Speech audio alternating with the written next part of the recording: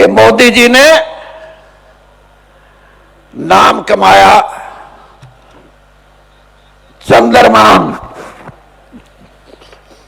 Chandrayaan south pole पे, दक्षिण ध्रुव पे, साउथ को दक्षिण ही बोलते होंगे ना, हाँ, दक्षिण ध्रुव पे चंद्रयान को उतारा और सैर करवाई उसकी, 14 दिन फिर आराम भी करवाया। आपको भी अगर हरियाणा में चंद्रयान उतारना है तो ये जो जेजेपी है इसको फ्यूज कर दो, रहने दो, कोई फायदा नहीं है इनका। जिनको कुछ नहीं मिला आज भी खड़े। लेकिन मैं ये बात इसलिए कह रहा हूं नायब सैनी जी कि ये पार्टी के कार्यकर्ता हैं, ये आपके कार्यकर्ता नहीं है। और आपको इनको तो साथ लेना ही है, लेकिन आपके अपने कार्यकर्ता भी बनाओ जो आपको निजी रूप से ये कहें कि हां, एक बीजेपी ने सही अध्यक्ष दिया, हम इसके साथ जुड़ते हैं।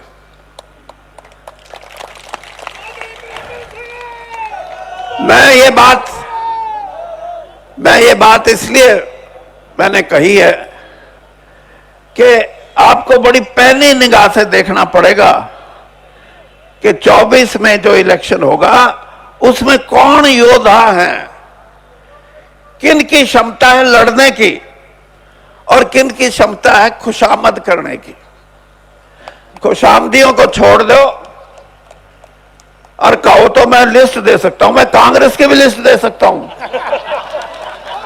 और मैं बीजेपी की भी लिस्ट दे सकता हूं। और उन खुशामदियों की जगह संघर्ष करने वाले भाइयों को जोड़ो।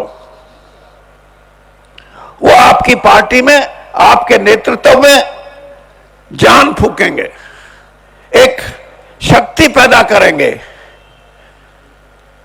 मैं लेक्चर देना शुरू कर दिया था, नाम नहीं लूंगा तो खाम खा राजू मोर नाराज होगा कि मैं प्रधान, मेरा नाम में नहीं लिया। ये राजू मोर वैसे आदमी बढ़िया है, इसने टोटे में भी बीजेपी का इलेक्शन लड़ा हुआ है। हम टोटे में नहीं बीजेपी में लड़ते कभी, इसने टोटे में लड़ा, लेकिन पैसे वाला है, वो भी अच्छी बात है। एक छांटा तो आपने पैसे वाला। और मेरे साथी हैं रमेश कौशिक जी, और ऐसे साथी हैं कि इनसे मैं पूछता हूं कि आगे चुनाव कैसे लड़ना है, बता तो दे गुरु। तो ये कहता है बाट देखो, कोई इससे बाहर नहीं जाता मैं कभी भी। ये मेरा साथी कांग्रेस समय से, बल्कि युवा कांग्रेस के समय से हम साथी हैं।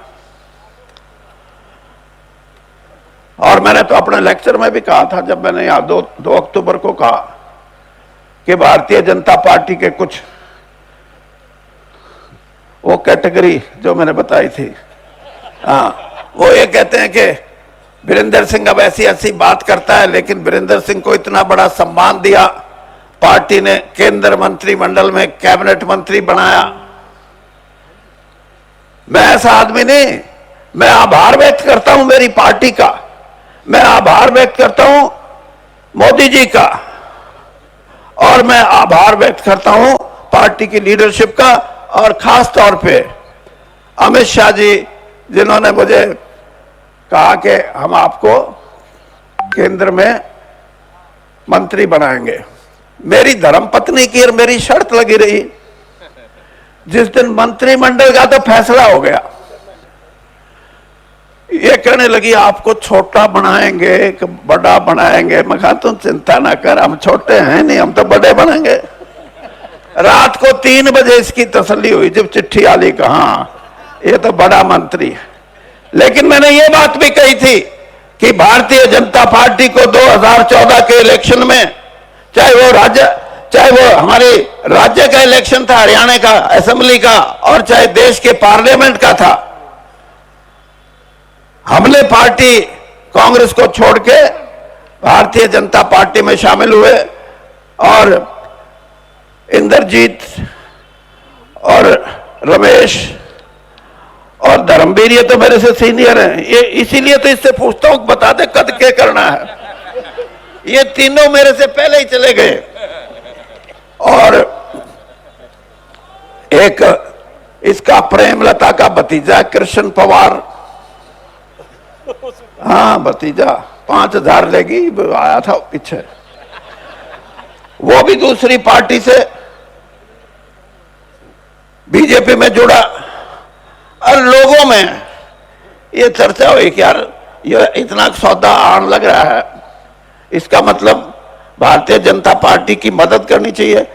तो जहां हमारे को सम्मान दिया है, एमपी बनाया है, एमएलए बनाया है, मंत्री बनाया है, हमने भी पार्टी को दिया है। और आज भी मैं ये कहता हूं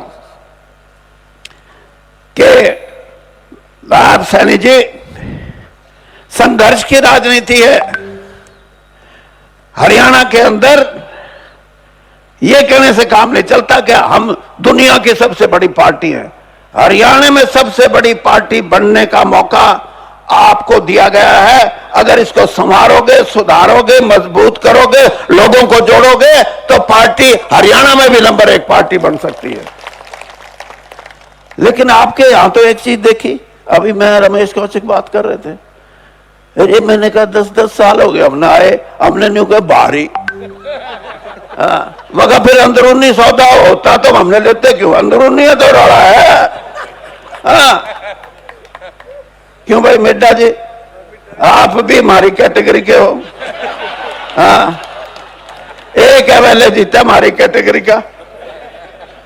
तो मेरा अभिप्राय ये है कि हमें मौका है, और मौका देती है पार्टी, और पार्टी को मजबूत करता है कार्यकर्ता, और कार्यकर्ता को विश्वास पैदा करने वाला होता है पार्टी का अध्यक्ष, वो है नायब सैनी जी, ये आप करेंगे। मुख्यमंत्री जी को भी मैंने कहा मुख्यमंत्री जी, ये साल इलेक्शन का है, इसमें ये कहना छोड़ दो कि पोर्टल पर डाल दो कितनी फसल बोई है, कितना मंडी में लेके जाओगे, मगर आप तो मोटी सी बात कहो लोगों को।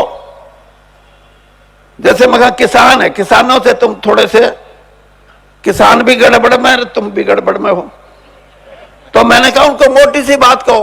अब क्या, मैंने कहा ये कहो कि हरियाणा में आज तक गेहूं की खरीद 83 लाख टन से ज्यादा कभी नहीं हुई। मैं आपको ये वादा करता हूं कि 1 करोड़ भी गेहूं आओगा, सारा खरीदेंगे, मगर लोग तो ये बात समझे।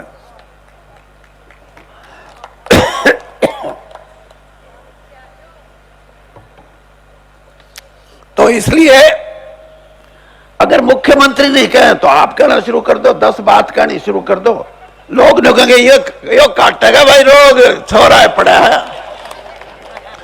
और काट सको आप रोग, कोई बड़ी बात नहीं। हाँ, यानी जनता का आदमी बनके भारतीय जनता पार्टी के आप उनकी पसंद है तो आपको अध्यक्ष बनाया, और आप उस पसंद को जनता के अंदर लेके जाओ, अब जनता के आदमी बनो। तो मैं ये कहता हूं कि सारी जनता में एक संदेश जाएगा कि नए जो अध्यक्ष आए हैं उन्होंने नए सिरे से प्रयास किए, कि मोदी जी ने नाम कमाया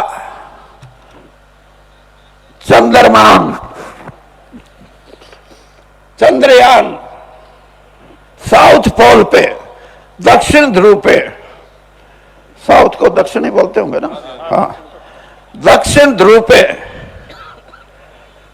चंद्रयान को उतारा और सैर करवाई उसकी, 14 दिन फिर आराम भी करवाया। आपको भी अगर हरियाणा में चंद्रयान उतारना है तो ये जो जेजेपी है इसको फ्यूज कर दो, रहने दो, कोई फायदा नहीं है इनका।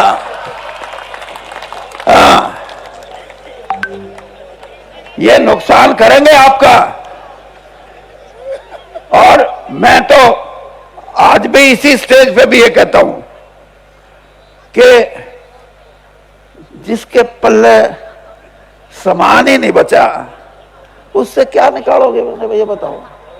है नहीं।